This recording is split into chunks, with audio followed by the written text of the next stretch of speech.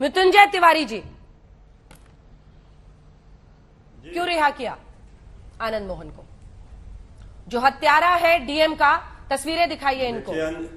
जब डीएम की हत्या हुई थी, उनकी रोती हुई कलपती हुई बेटियों को देखा था आपने तिवारी जी? क्यों रिहा किया? अंजना जी, हमें पूरी तरह से ये याद है। उस समय हम लोग कॉलेज में पढ़ाई कर रहे थे, और जो चर्चा आप कर रहे हैं, एक बात अच्छी तरह से समझ लेनी चाहिए। ठीक है, माननीय न्यायालय ने फैसला दिया, लेकिन आदरणीय आनंद मोहन जी ने पूरे नियम कानून कायदे के साथ पूरी सजा काटी, और जो जेल में उनका व्यवहार रहा, एक सभ्य नागरिक की तरह उन्होंने वहां पुस्तकें लिखी, उन्होंने आदर्श प्रस्तुत किया कि जेल में रह करके भी उन्होंने जिस तरह से नियम कानून कायदे को माना, उनके आचरण को देखते हुए, और जब उन्होंने पूरा सजा काट लिया, समय काट लिया, तो अगर उनको इस नियम के बदलाव से फायदे हुए हैं, तो इसको लेकर के जो सवाल खड़े किए जा रहे हैं, ये समझ में नहीं आता। हाँ, नहीं, ये आदरणीय सुशील मोदी जी अभी कह रहे थे, इनसे पूछिए। अरे सुनिए तो सर, सुनिए ना मेरी बात, आप ही से बात कर रही हूँ। जब डिप्टी सीएम थे बिहार के, तो मृत्युंजय जी, अभी आपने कहा आदरणीय आनंद मोहन जी, मैं तो कहती हूँ 2-4 और भी आप उपनाम जोड़ दीजिए। माननीय, यशस्वी, आदरणीय आनंद मोहन जी, 2-4 और जोड़ लीजिए। जो हत्या का दोषी करार दिया गया सुप्रीम कोर्ट से, उसको जानबूझकर आप आदरणीय कह रहे हैं ना? हम लोगों का हत्या का दोषी तो हत्यारा ही कहलाएगा। हम लोगों का ये संस्कार है। हमसे जो उम्र में बड़े होते हैं, उनको हम आदरणीय बोलते हैं। अच्छा। और वो माननीय सांसद भी रहे हैं।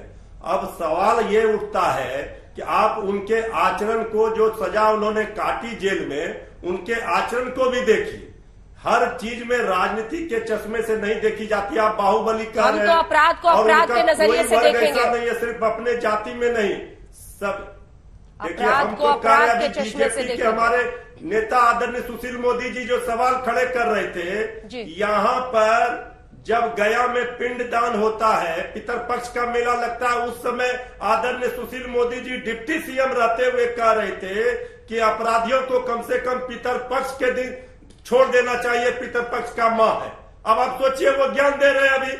अभी आपने पूछा गुजरात के मामले पर, बिल्किस बानो के मामले पर, तो उन्होंने कहा इसमें हम नहीं उलझेंगे, लेकिन बिहार के मामले पर सुलझाएंगे और ज्ञान देंगे। अरे गुजरात पर बोले ना, ये बीजेपी का कौन सा चरित्र है?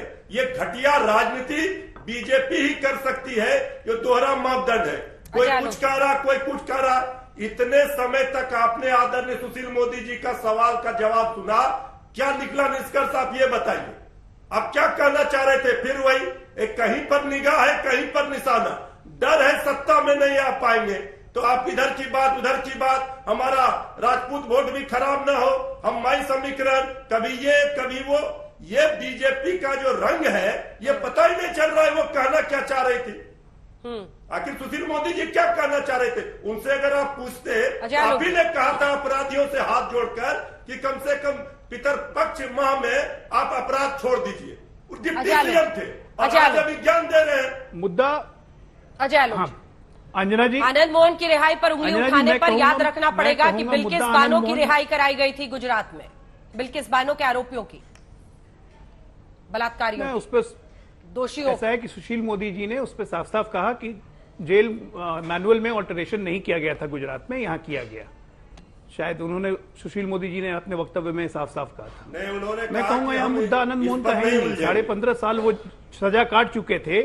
मुद्दा ये, एक मिनट मिथुन जी, मैं बोल दूं, 15.5 साल वो सजा काट चुके थे, और किसी भी राज्य सरकार को नियमतः ये अधिकार है कि अगर आचरण अच्छा रहे तो उसकी 5 साल 4 साल की सजा कम करके उसे पहले छोड़ा जा सकता है।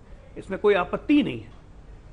87 साल के बाद, 87 ईयर्स, 1925 के बाद 2012 में जेल मैनुअल में और जेल कानूनों में सुधार किया गया था। उसका श्रेय नीतीश कुमार ने बहुत ताली पीट पीट के लिया था कि हम जेल मैनुअल में सुधार करने जा रहे हैं, 18 से 25 क्रिमिनल अलग रहेंगे, दुर्दांत क्रिमिनल अलग रहेंगे, सबका फिंगरप्रिंट्स लिया जाएगा, सबका ये किया जाएगा, सबको अलग रखा जाएगा, डीएम हर 2 महीना में जेल दरबार लगाएंगे।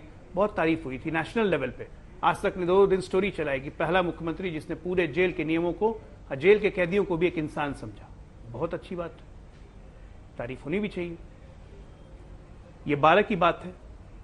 और 2023 में 29 जनवरी 2023 अभिषेक बैठे हुए हैं, याद होगा उनको, पटना की एक सभा में नारे लगने लगे, आनंद मोहन को रिहा करिए, आनंद मोहन को रिहा करिए, उनकी 15 साल 14 साल पूरी हो गई है। नीतीश जी ने 29 जनवरी को ही ये बयान दिया था कि हम क्या कोशिश कर रहे हैं, आप लोग को क्या पता है। उनकी पत्नी से पूछिए, अभी यहां पे कुछ बोल देंगे तो सब इधर उधर का लोग समझ जाएगा। तो ठीक पलटी मार गए, अपने चरित्र के अनुसार नीतीश कुमार फिर पलटी मार गए। अब पलटी मार के जिन मैनुअल ने संशोधन कर दिया, तो उसमें क्या दिक्कत है। सुशील मोदी जी ने एक बात और गलत बोली, अभी उन्होंने ठीक से लिस्ट नहीं देखा होगा। ये 27 कैदी जो रिलीज हुए इसमें 16 MY कॉम्बिनेशन है।